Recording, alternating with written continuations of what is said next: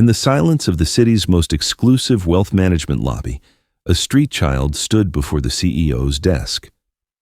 Xander Sterling, accustomed to crushing dignity, leaned in for the kill, ready to announce the zero balance and end the boy's delusion.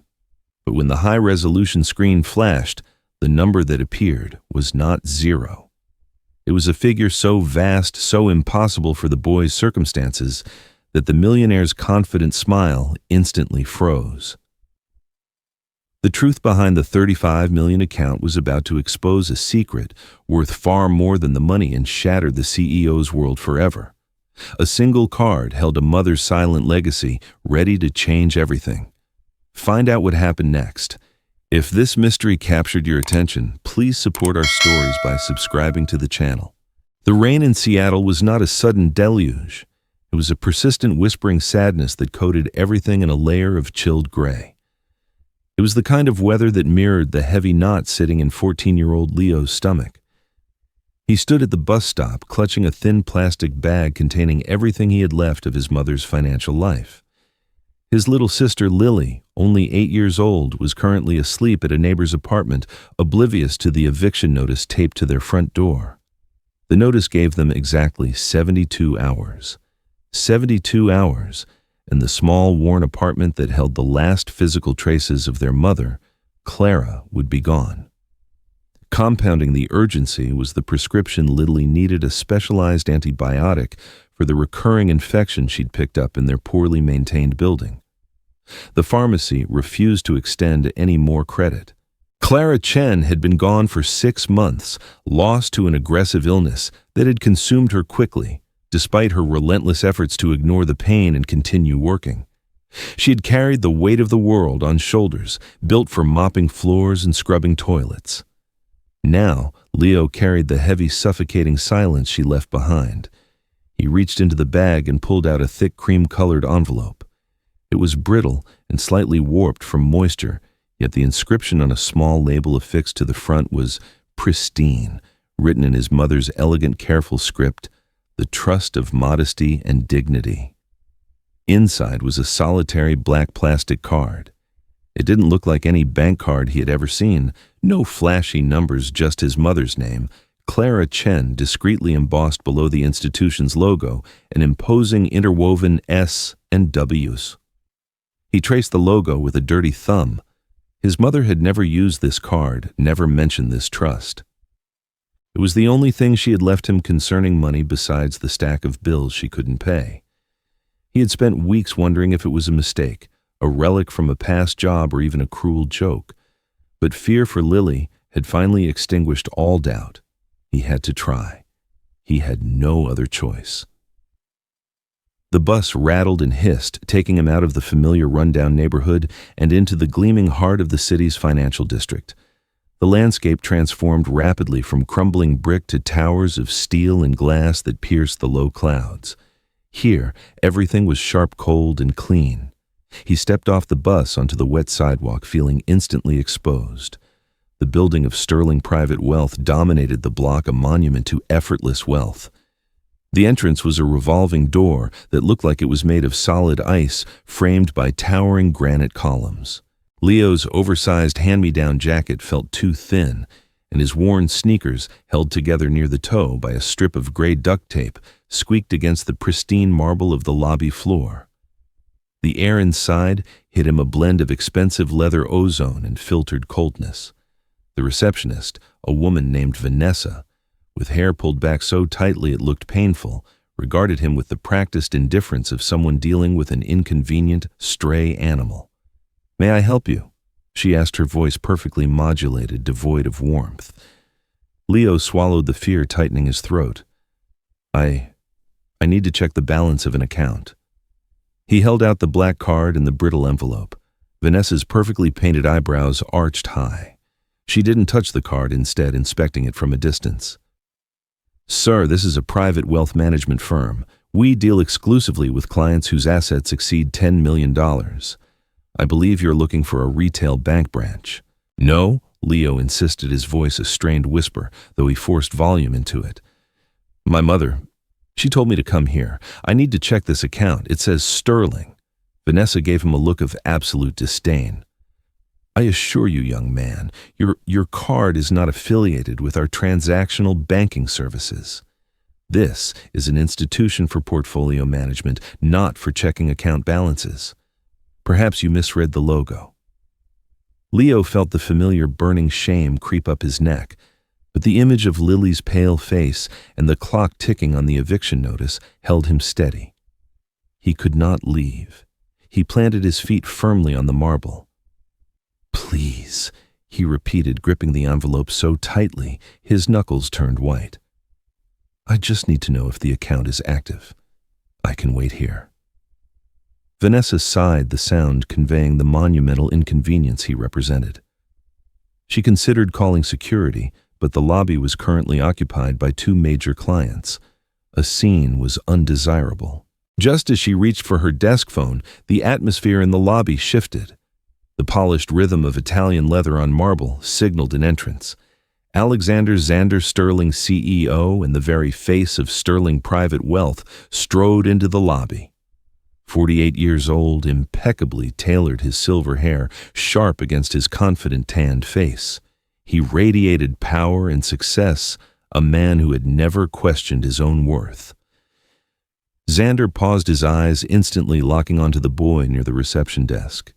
The sight of the grubby sneakers, the duct tape, and the desperate, tired eyes was an anomaly, an insult to the expensive tranquility of his domain. For a millisecond, a barely perceptible flicker that only Xander himself registered, a cold, painful thread of memory stitched itself through his composure. He remembered the smell of cheap linoleum, the shame of his mother's threadbare coat, the desperate plea in his own young eyes years ago before the money had erased the hardship. An uninvited ghost, he thought, swiftly crushing the weak impulse of empathy. He had worked too hard to climb out of that dirt to allow himself to be reminded of it. Xander's face settled into a mask of cruel amusement. He saw not a child in need, but an opportunity to reinforce his position, to entertain his clients, and to display the ruthless clarity that defined his success. Vanessa Xander called out, his voice smooth and carrying. Is everything to your satisfaction, or are we allowing the local color to wander in uninvited now? Vanessa flinched. Mr. Sterling, this young man claims he has an account. I was just about to escort him out. Xander sauntered over his eyes, never leaving Leo. He smiled, but it was a predator's smile, wide, confident, and utterly cold. He looked Leo up and down, his scrutiny making the boy feel smaller, dirtier, and more inadequate than ever before. An account, you say? Xander chuckled loud enough for a nearby wealthy couple to turn and watch with interest. Well, son, you've wandered into the wrong high-rise for loose change. Why don't you bring that little piece of plastic over here, and we can all enjoy a quick look at this account of yours, shall we? I'm fascinated. The words were a direct challenge designed to make Leo run away crying. But Leo, fueled by the memory of his mother's exhausted devotion and the absolute necessity of Lily's medicine, took a deep breath and started walking across the massive, unforgiving marble floor towards the man who controlled his entire universe. The walk across the luminous marble floor felt like an eternity. Each step Leo took was amplified in the hushed elegance of the Sterling private wealth lobby by the squeak of his worn rubber soles. It was the sound of poverty invading power, loud and undignified. Every client in their tailored Italian wool and perfectly polished shoes turned to watch the spectacle. They wore expressions ranging from mild curiosity to thinly veiled disgust. Leo finally stopped before Xander Sterling's expansive mahogany desk, which looked less like a workspace and more like a minimalist altar to success. He had to crane his neck to meet Xander's eyes. Xander did not bother to stand. He leaned back in his custom leather chair, a portrait of effortless authority. He steepled his fingers, surveying Leo with the calculating amusement of someone about to crush an insect. Well, here we are, Xander announced, his voice carrying clearly across the lobby. A live performance review, if you will. Now let's get the details straight, son. You walked into a private investment firm, the kind of place where people manage funds dedicated to changing the global energy grid, not petty cash, and claimed ownership of an account. Is that right? Leo's throat felt dry and tight, constricted by fear and shame. He forced the words out low but firm. I just need to check the balance. My mother gave me this. He extended the black card, his hand trembling slightly. Xander took the card with 2 fingers, holding it gingerly as if it were contaminated. He studied the discreet logo and the name Clara Chen. Clara Chen, Xander drawled, emphasizing the common surname with a sneer. Oh yes, a very distinguished name, I'm sure. And this card, it's one of our signature black access cards, extremely rare. Tell me, son, where does a young man acquire such a valuable piece of plastic? Did you perhaps find it on a sidewalk? Or perhaps did you retrieve it from a trash receptacle belonging to one of our actual clients? A ripple of brittle, polite laughter spread through the few lingering clients. A woman wearing an extraordinary pearl necklace covered her mouth with a manicured hand, her eyes sparkling with malicious enjoyment. Leo's cheeks burned. I didn't steal it, Leo whispered, but the protest was swallowed by the high ceiling. It came to my apartment in the mail. My name is on the trust documents inside the envelope. Xander laughed a sharp, unpleasant sound. A trust document? Goodness, we have a budding lawyer here, Janet, he called out to his receptionist, who only offered a helpless, stiff shrug. Xander's amusement was escalating. He turned to the lobby. Ladies and gentlemen, allow me to apologize for the interruption. We have a small situation here that needs sorting. A child believes he is a client of Sterling Private Wealth. We must endeavor to prove his claim or gently educate him on the difference between wishful thinking and financial reality. He inserted the card into a custom slot on his monitor stand. The system was designed for the utmost security and discretion, displaying information only on Xander's private terminal. He began typing the necessary authorization codes. As his fingers danced over the keys, Xander felt that peculiar, irritating flicker again. When he had been typing Clara Chen, a fleeting memory like a dusty photograph had assaulted him, a small, dark kitchen, the sound of a leaky faucet, and the gnawing anxiety of a home about to be lost. He violently suppressed the image, channeling the discomfort into greater outward scorn. He was Xander Sterling, the master of his domain. Those days were dead and buried. He turned back to Leo, adopting an exaggerated, patronizing tone. Now, let's see what we have. I'm going to run this through our legacy systems. I imagine we'll find a balance of perhaps $0.00. Maybe even a negative balance for the sheer audacity of trying to use it here. Or most likely we'll find that the name Clara Chen has absolutely no affiliation with this firm. He clicked the final confirmation button. The terminal whirred and a loading bar appeared on his high-resolution screen. The silence in the lobby returned thick with anticipation. Leo closed his hands into fists inside the pockets of his jacket. He could feel the fine, gritty texture on his palms, not just city dirt, but the residue of the day labor he sometimes picked up, carrying the smell of concrete dust and engine oil. He looked down at his hands. They were small but sturdy, perpetually stained, and bearing a faint pattern of calluses along the knuckles.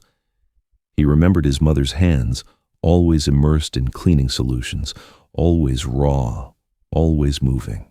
She used to tell him that her calluses were medals proof of every battle she fought for him and Lily.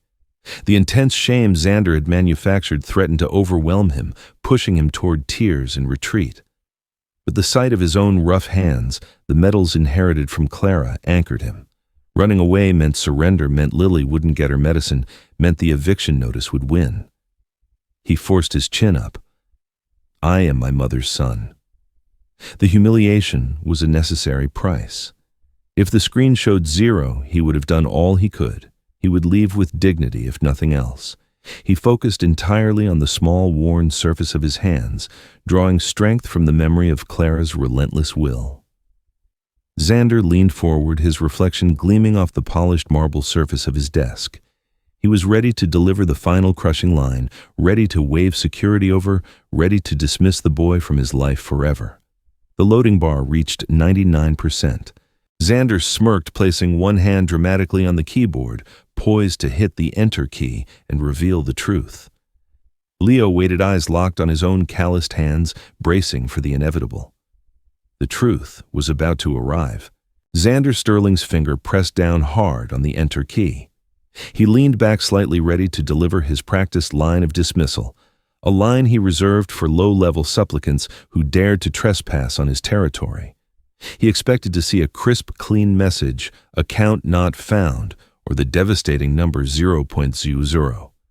The screen, however, did not display 0. It flashed once briefly, before settling on a block of text in a prominent, centrally aligned figure. The number was large, rendered in the bank's secure modern font, and utterly unbelievable 3,520 unibral. The amount was instantly jarring. Xander's predatory smile did not fade. It froze. His entire posture, the casual tilt of his head, the relaxed fold of his arms locked into place, rigid and absurd. The silence that followed was not the respectful quiet of the lobby before, but a vacuum of sound, the absolute stillness that precedes a total collapse. He blinked once sharply. His professional conditioning screamed error, glitch, systems failure. He leaned forward, squinting at the screen, searching for a decimal point, misplaced an extra comma, any sign of a technical anomaly that could rationalize this absurdity. But the number remained clear, undeniable, and verified by the system status indicator, active, fully funded. He glanced quickly at Leo, who was still fixated on his own hands, bracing for the humiliation. The boy had no idea what was displayed. Xander's mind, usually a well-oiled machine for risk assessment and wealth management, seized up. $35 million was the minimum requirement for his firm's most exclusive platinum tier. It was the collective net worth of several of the mid-level clients currently watching this farce unfold. "This is impossible." Xander muttered the words barely audible. His voice had lost its smooth carrying quality, replaced by a low, hoarse whisper of disbelief. He started frantically hitting keyboard shortcuts, trying to force a refresh, a log out, anything to prove the data was corrupted. The loading indicator flashed again, verifying the balance. "There appears to be a technical issue," Xander announced, recovering a fraction of his composure, though his tone was strained. He managed a brittle smile towards the waiting clients. "Nothing to worry about, ladies and gentlemen. Just a deep system error involving a misplaced decimal. I assure you this card belongs nowhere near this institution." But the clients in the lobby were already exchanging whispers, their curiosity sharpening into suspicion. They had seen Xander's face, the panic, the utter shock. They knew something profound had shifted. Suddenly, a new voice cut through the anxious silence, a voice of quiet authority that demanded immediate attention. "Mr. Sterling, if you would kindly step away from the terminal." Patricia, Patty Davies. A woman in her late 50s with sharp, empathetic eyes and 30 years of experience at the firm approached Xander's desk. Patty managed the firm's long-term endowment funds and had been a pillar of integrity during Xander's ruthless restructuring. She rarely engaged in lobby politics, but the sight of Xander humiliating a child was too much. The second she heard Xander claim Clara Chen and witnessed his frozen terror, she knew something extraordinary, something historical was happening. Xander snapped his head toward her, his eyes wild. "Patty, stay out of this. It's a glitch. I'm handling an unauthorized intrusion." "No, Mr. Sterling," Patty said calmly, standing between Xander and the terminal. Her presence was solid and immovable. "You were handling a potential fraud investigation in a public space. I am now taking charge of a genuine client consultation." Patty glanced briefly at the screen, confirming the number. 35 million. She then looked at the young, desperate boy. She saw the duct tape, the dirt, and the immense pressure crushing his small frame. Her eyes softened with immediate understanding, cutting through the financial shock to the core human story. Marcus Chen, Patty said, using the boy's full name listed in the trust details she could now access on her tablet. Leo finally looked up, his expression a mix of confusion and pure relief. that someone had finally spoken to him with respect. "Would you please come with me? We will need to relocate this consultation immediately to ensure your privacy." Xander's face flushed crimson, a violent blotch of rage and humiliation. "You cannot do that. He is a street urchin. He is not authorized." Patty looked directly at Xander, her eyes unwavering. "He is listed as the sole beneficiary and primary access point for a multi-million-dollar trust established at this institution. I recognized the account name immediately. This young man is currently one of our most financially valuable clients. You've spent the last 10 minutes publicly compromising his security and violating every standard of client discretion we uphold, Mr. Sterling." She turned to the onlookers, her voice ringing with professional finality. "This matter is now concluded. Mr. Chen is being escorted to Conference Room B for a private consultation concerning his high-value assets. Please resume your normal business." The wealthy clients who had minutes before been laughing at Leo were now silent, their gazes shifting uncomfortably between the filthy child and the defeated CEO. The woman with the pearl necklace quickly turned away, suddenly fascinated by a piece of abstract art on the wall. Patty gently placed a hand on Leo's shoulder, guiding him away from the massive desk and the rigid, defeated man behind it. "Come on, Marcus. Let's get you out of the cold." Leo, dizzy with shock and disbelief, allowed himself to be led. The number 35 million was a meaningless blur to him, but the kindness in Patty's voice was the first reality he had processed since entering the building. Xander Sterling was left alone behind his desk, surrounded by the remnants of his shattered authority. His expensive suit suddenly felt like a straitjacket. He was no longer the imposing CEO. He was a man exposed as a bully and a fool, a snob whose entire judgment had been obliterated by the very system he controlled. The public humiliation, the utter loss of control, was searing. But deeper than the damage to his reputation was the sickening realization that he had not just been wrong about the money, he had been vile to a child who it turned out held a secret far more precious than any bank account. The contrast between the lobby and Conference Room B was profound. The conference room was softly lit, its walls paneled with warm cedar, and the vast windows offered a panoramic view of the cold Seattle sky. It felt less like a cage and more like a sanctuary. Leo sat in a plush chair, accepting a glass of cool water from Patty Davies. "Take a deep breath," Marcus Patty instructed gently, using his preferred name. "Everything is safe here. Everything is real." Leo nodded, still unable to comprehend the events of the last 15 minutes. He was numb to the $0 figure he had prepared for and bewildered by the $35 million figure that had actually appeared. Patty sat across from him, her posture professional, yet kind. "My name is Patricia Davies. I've been with Sterling Private Wealth for 30 years. I'm what you might call a custodian of certain very specialized accounts." She placed the original cream-colored envelope on the table, along with her tablet displaying the account details. "Leo," she began, her voice dropping to a confidential level, "the number you saw is correct. Your mother, Clara Chen, established a complex financial instrument here 6 years ago.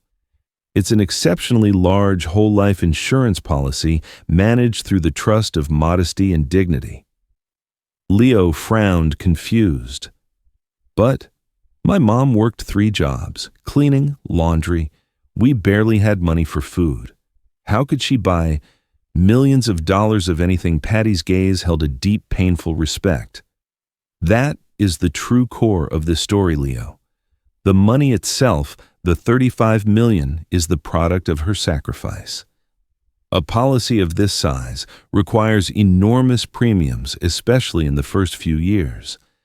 Clara Chen paid every single one of those premiums on time for 6 consecutive years." Patty explained how Clara had foregone necessities, working 60 and 70-hour weeks, channeling every spare dollar into the policy rather than into her own health or even adequate housing.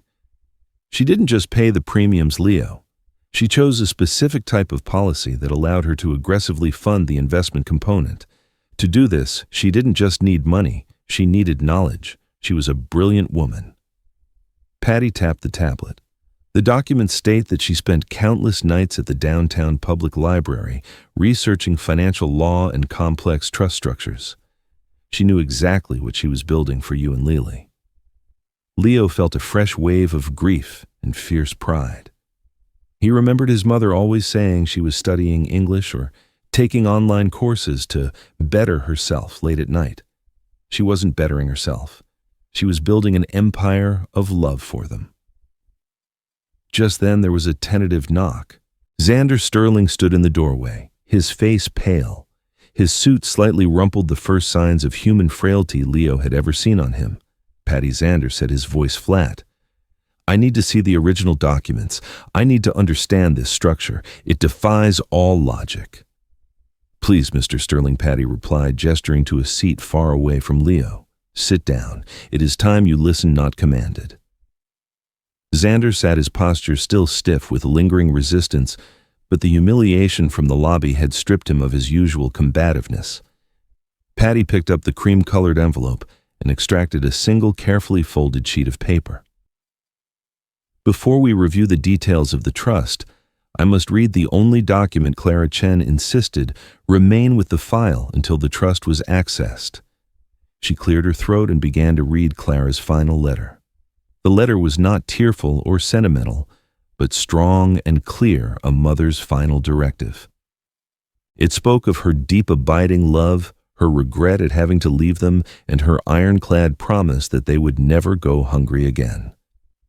Then came the core of her message. "Leo, my son, this money is your chance to choose. It is your shield. But never let this money change what you are. The world will suddenly treat you as if you are superior, but remember who you truly are. Money is just a tool. The only real wealth is found in dignity, in kindness, and in remembering that every person who works a difficult, overlooked job, the person cleaning the toilets, driving the bus, stocking the shelves, is a child of someone's fierce love. Never treat anyone as less than human." The silence after the reading was absolute. Leo was crying silently, but Xander was motionless, his chest rising and falling heavily. The simple, profound wisdom of the cleaning woman hit Xander like a physical blow.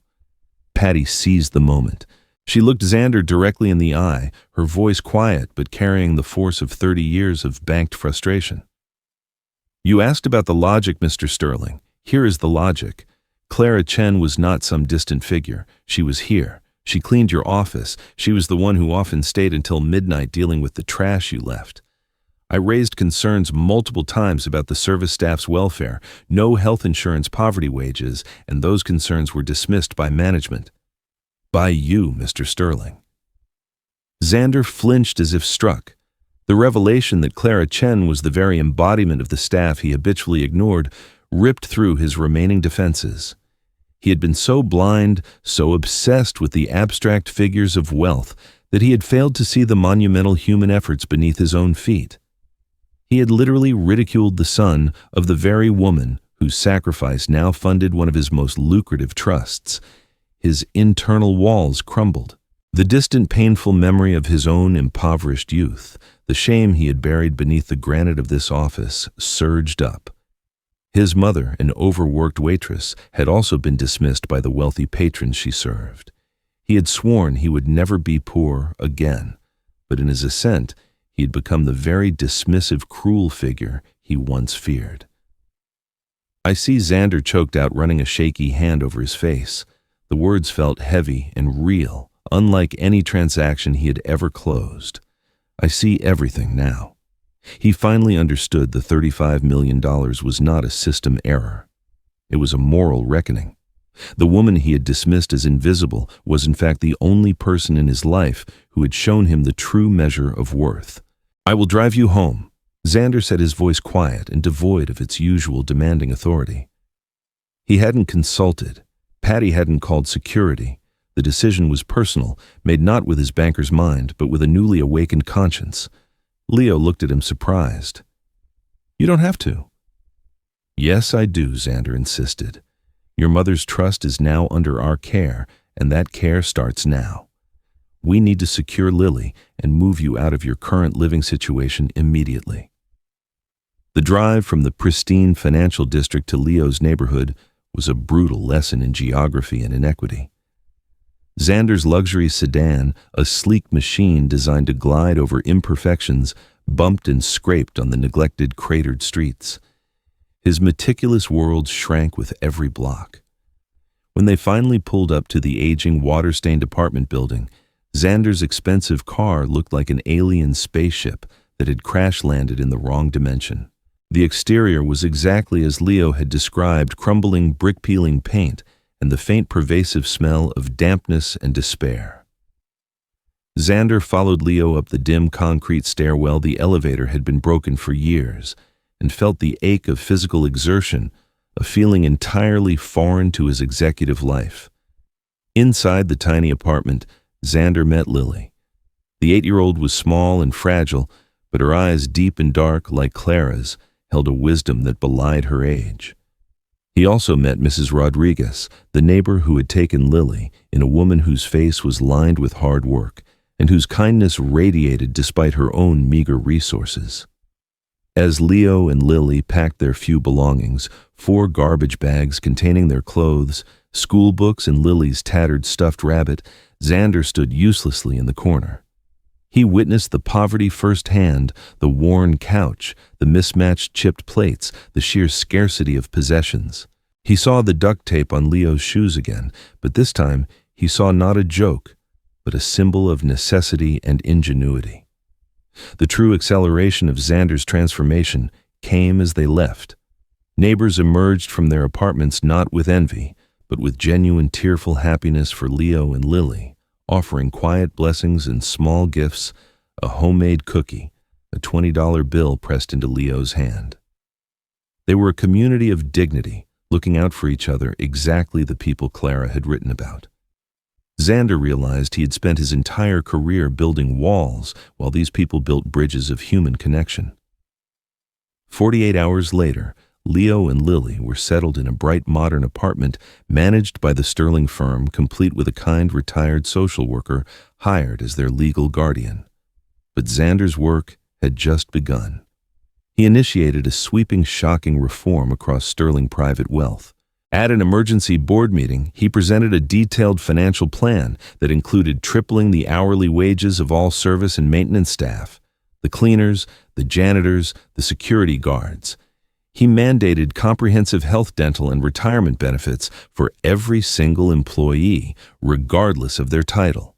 "The cost will impact our profit margin significantly," one board member thundered, a man who had known Xander for decades.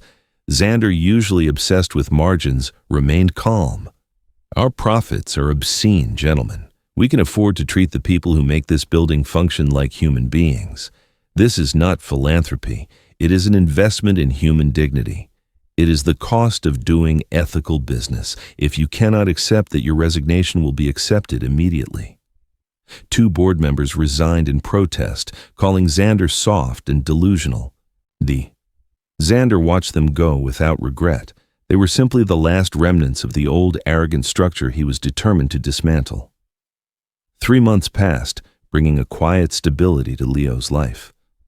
One crisp Seattle afternoon, Leo, dressed in clothes that actually fit him, and with the fear finally gone from his eyes, visited Xander's office. "Mr. Sterling," Leo began, placing a notebook on the desk. He spoke with the clear, measured authority of a future leader. "I've been studying the trust documents, and I want to put my mother's final wish into action, not just for Lily and me, but for other kids." Xander listened intently as Leo unfolded his proposal: a foundation dedicated to providing immediate relief, educational scholarships, and dignity-focused assistance for the children of low-wage service workers in Seattle. "I want to call it the Clara Foundation for Worker Dignity," Leo said. "And I want to dedicate $10 million from the trust to start it." Xander leaned back deeply, moved by the clarity and altruism of the boy's vision. "Leo, that is a profound idea. It's exactly what your mother intended. But running a foundation requires serious commitment and significant capital." "I know," Leo said. "That's why I was hoping you would help. You know how to make things work in this world, and I know you understand why this matters." Xander closed his eyes, briefly absorbing the quiet trust in the boy's voice. He looked at Leo, seeing Clara's legacy standing before him. The 35 million had shocked him, but Leo's faith in his redemption was the real wealth. "I would be honored to help Leo," Xander said, his voice thick with emotion. "On one condition." Leo looked wary. "What condition that you allow me to donate $10 million of my own personal wealth to match yours," Xander stated.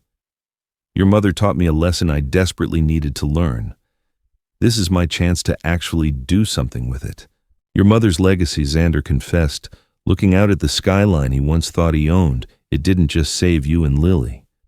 It saved my soul."